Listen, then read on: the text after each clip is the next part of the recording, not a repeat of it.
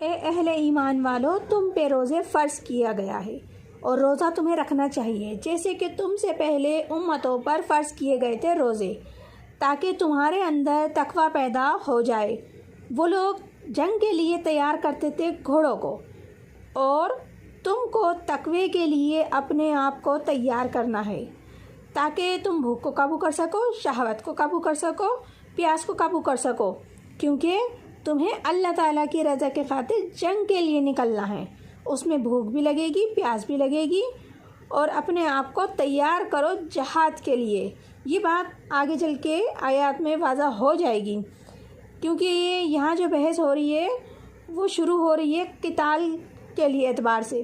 روزے کی گفتگو ہو رہی ہے، تمہیداً قتال کے لیے باندھی جا رہی ہے اس روزے کی گفتگو کو، جیسے کہ وہ گھوڑوں کو سوم رکھواتے تھے قتال کے لیے۔